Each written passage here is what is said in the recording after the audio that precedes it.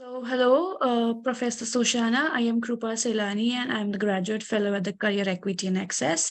And we have a pleasure to welcome you over here and talk about your identity and your career background.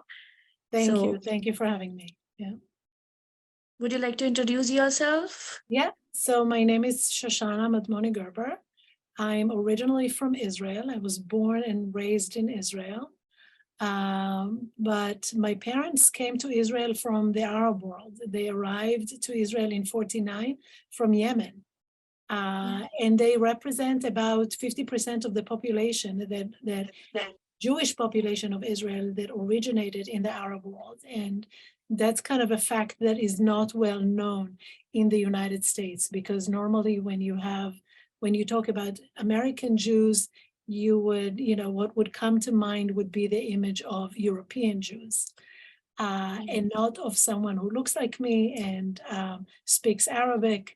And that is my mother's tongue, actually. Because both my parents arrived and they were Arabic speaking when they got to Israel. So being part of the Arab world was very much part of their identity, and we can talk a little bit about how that clashed with the establishment of Israel and the Zionist ideology, and what that meant to them, and later what that meant to me. So I came to the United States in '96 to study, to get my PhD in communication at UMass Amherst. And over the years, I stayed very much in touch because the subject matter is about an affair that happened in Israel. So I'm continuously writing and publishing about conflicts and divisions in Israel, and about media representation of Jews from the Arab world. All right. Yeah, and I've been teaching at Suffolk since 2000. Yeah. Right. So, my first question was to let people know about your professional background and how you identify, which you have almost answered. And yeah, would you like to add on something on this? Yeah, so this is something I just want to clarify, that it's an identity that morphed much later in my life, because when I was growing up in Israel, it's very much the messages that we got, and again, the complicated about thinking about Arabness in the context of Israel is kind of similar to anti-Arab sentiments that you would see in the United States, especially post 9/11. But in Israel, it was even more heightened, because you're creating a country in the Middle East that's on Palestinian territory, and you're basically bringing all these people that came from the Arab world, and in some countries it was almost the entire Jewish population, because the very creation of Israel kind of changed the relationship between Muslims and Jewish people who lived, peacefully for many years before. I don't mean to romanticize the history. It was complex and it was different in different places, but certainly it got very complicated when they're coming to a country that thinking of Arabness as the culture of the enemy, and therefore sending direct and indirect messages to the Jewish population to reject that part of themselves. And this is a very, complicated process, and sometimes I would say even a violent process when I'm thinking about it from an epistemological standpoint of what it meant to all these populations that are, one of my friends, wrote about it and said that they were being taught to hate the Arab that was in fact me, looking at myself in the mirror and understanding. And this was done through different things, through, rejecting the language, the accent, the history. We all thought that, the history of our ancestors started in 48 or 49 when they immigrated, like as if they didn't have, years of history and culture and art and poetry and so on in the places where they came from. And also over the years, of course, foster, extreme nationalism, because the only way to prove that I'm more Jewish than anybody is to show how much I'm hating on Arabs. So again, that's another kind of layer of complexity. So to me, I many times thought about my departure or coming to live in a place that, with all its problems, America, I don't mean to, again, kind of gloss over the issues that exist in the United States, but at least away from the backdrop of the situation in the Middle East and the Zionist ideology, it gives me more freedom to connect with my Arabness, and it gave me room to connect with other people. I met a brilliant Yemeni photographer in New York one time named Amira El Sharif, and she's from Sana'a, from the birthplace of my father. And we've collaborated, and I invited her to Suffolk, and it was very emotional to me to be connected like that with someone. And again, I could do it because it happened here, because obviously she cannot enter Israel. So I've, over the years, that's what I end up dedicating my career to. So I write about it and I teach about it.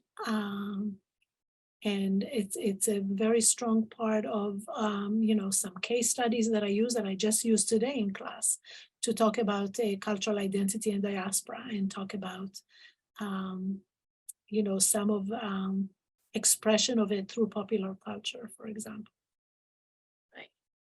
So, what does Arab American Heritage Month mean to you? So I never thought of myself. It's kind of a tough question for me, because I always say that to my students, no offense, but I have an American passport, but I don't really consider myself American.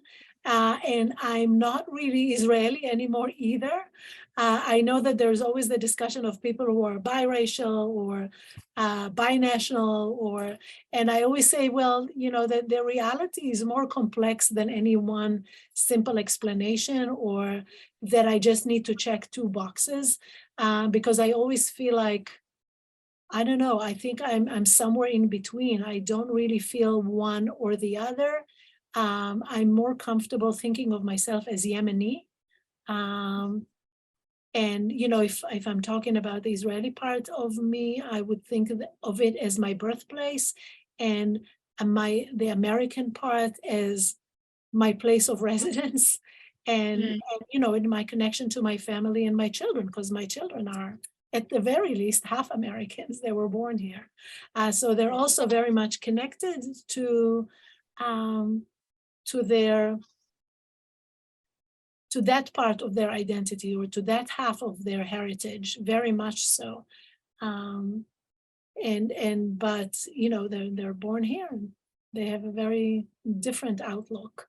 So I never thought of it as, of myself. I don't think I ever introduced myself as Arab American. All right. So, how do you celebrate your identity? And as a faculty member at Suffolk University, does it carry any significance with students or colleagues? Very much. Yeah, we kind of chatted a little bit about it before. I think that it's really important, and I'm glad that you guys are doing this work in the context of career in the Suffolk community, because I think each one of us was coming from a minority group that's in a teaching position or any kind of instructional position, that in interacting with students is, whether we like it or not, we're bringing our own heritage and identity, to the forefront. And I see the effect on students, on minority students. You're changing the landscape, but just the very simple fact that you're there, right? So, I can give you an example of talking about Stuart Hall, who's one of the founders of cultural studies from the UK. He was a Jamaican immigrant to the UK, right? So when I studied here, I learned from his scholarship. He gave me vocabulary to talk about my experiences, and I always gravitated towards, people like Bell Hooks Gayatri Spivak, Edward Said, these kind of people that even Raymond Williams talking about his white working class in the UK, but people that just demonstrated how you can be self-reflexive, how you can talk about your own community and still do it in a professional way, and kind of gave me vocabulary to speak about my experiences. Because I always think of, I don't find theory that is disconnected from reality very useful. And again, I mean, no offense to people who are engaged in this, but I always like to connect it to people's lived experiences.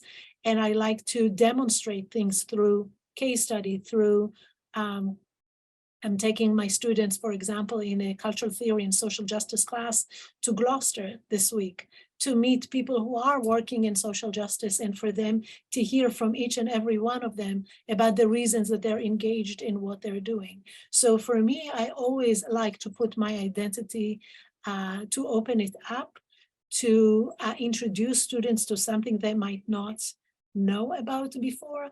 I, over the years, developed a class where I teach about the Arabness of the Jewish population in Israel, and I show students how it's connected to the Israeli-Palestinian conflict, because it's not just an issue that's in a vacuum, that we always hear, oh, it's an internal matter. And I'm thinking, no, it's an external, it's the two are tightly connected. There is a reason why you see, patterns of voting and so on, and policies that you see playing out loud now. And I mean, look at what's happening now with a massive protest. So it's no longer an internal issue only. So I try to use it in the classroom, and I usually make really great connections from other students, Arab speakers, that obviously they see me, and they, even to hear somebody saying a word in Arabic in the classroom, or teaching something in, for example, in my documentary class, I always make it a point to teach students to say a few words in Arabic, to make this a language that, they can treat with respect, that they can relate to, that they hear in context of a classroom. I think that's not a trivial, it's not a trivial thing. And also for a while, for a few years, I was the advisor of the Arab Student Association, which was very important to me, and was really interesting to kind of engage in public conversations with students about different, and I used to do it with a colleague of mine he retired in the meantime, Professor Bob Laffey. He was talking about his Arab identity as somebody who was born in America, but his parents were from Syria.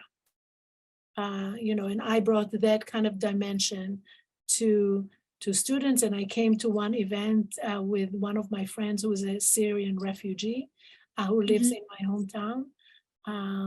So I think just kind of seeing that for students, it modeled something that they don't see very often. And I like to believe that makes a difference. Right. So, as a woman of Arab heritage, can you speak of any challenges you have faced in the workplace related to your identity, or have you navigated those challenges? I think that in general, my biggest challenge, it's not a big challenge, but like that situation where people don't know what box to put you in. So what are you? I had somebody tell me, who are you? I mean, that they just couldn't figure it out. So you're from Israel, you're speaking Arabic, but you're Jewish, and you said you're Jewish, or not really understanding the connection. Again, lack of representation, because I don't see many other people from that come from Arab heritage in our ranks at all. I don't know if there's anybody from the professors right now, because Professor Laffey that we were in connection with, he retired. So again, lack of representation, I would say that's probably the main obstacle. But generally speaking, my ideas and events that I initiate and people that I bring to share, if it's a Mhm. film or a book or art in a public space, was always accepted and embraced. So I always felt very supported in that sense. If it's a budget, if it's Mhm. just, we just brought last week with my colleague Michal, Sayed Kashua, who's a Palestinian Mhm. writer. And we're very, Mhm. so the dialogue between us was very, it was engaging and interesting, and people were interested to hear about the different perspective or the different kind of populations that were dealing with challenges with their Arabness within the space of the Israeli nation state. Right.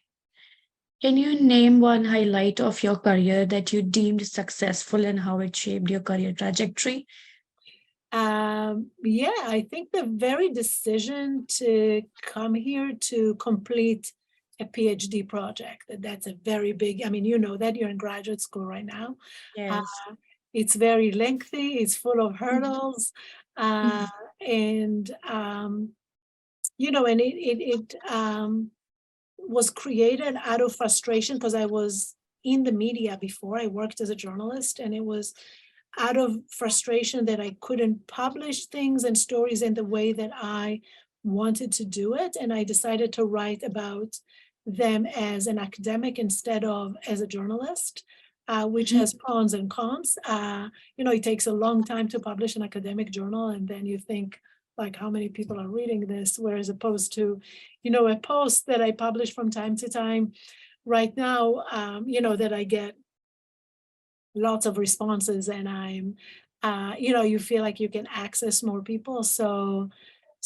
But I think it's important to be in a junction, because universities are really important because they're a place that creates knowledge and that passes this Right. knowledge on, and it's a space where knowledge is considered authoritative. So, probably my biggest achievement was the publication of my book, because not everybody's able to turn their dissertation into a book, and it becomes over the years more and more, difficult. But I think my book and the teaching, I love teaching, and I love being engaged in this kind of conversations on a daily basis with students. Right. So, what role have mentors or sponsors played in your career journey?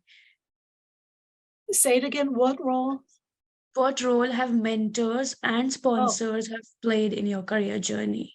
Oh, very big. If it's advisors, teachers, other just trailblazers that you follow, I think I could not have done what I did without the enormous work of, Arab Jewish or Mizrahi activists in Israel that were trailblazers from the 60s, writing and protesting, and some people that just dedicated their lives to activism and to kind of clearing the path so others can,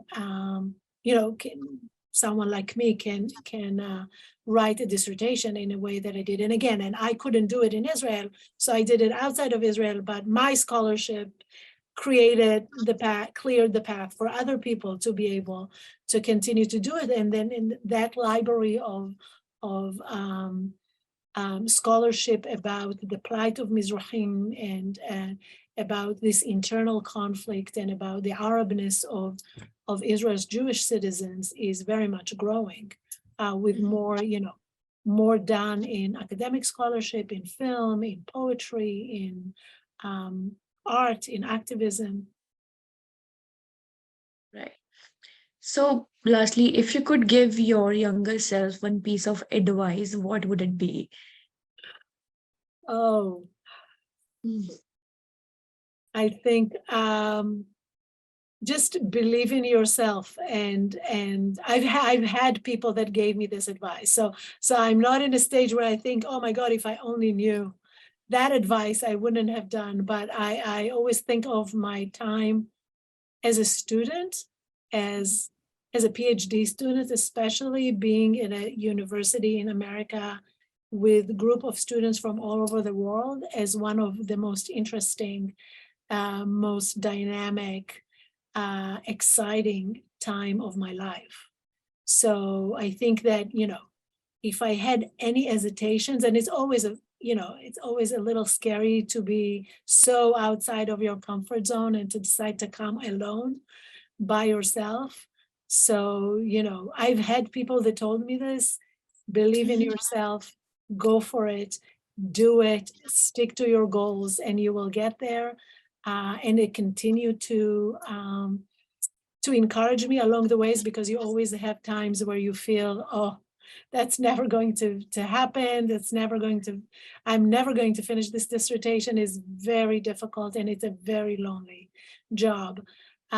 So basically I would give myself the advice that I got from mentors and teachers along the way that helped me kind of keep with it and get and complete what I wanted to complete, the kind of storytelling that I wanted to engage in. Thank you so much, Professor, for sharing your views, your background, and the challenges you face, how you overcome it, and the advice. And yeah, definitely believe in yourself. It's a great advice. I will take that. Good. Thank you very much. Shukran. Great job. What you're doing, I think, is important to share these kind of narratives with the young students. Thank you. Thank you.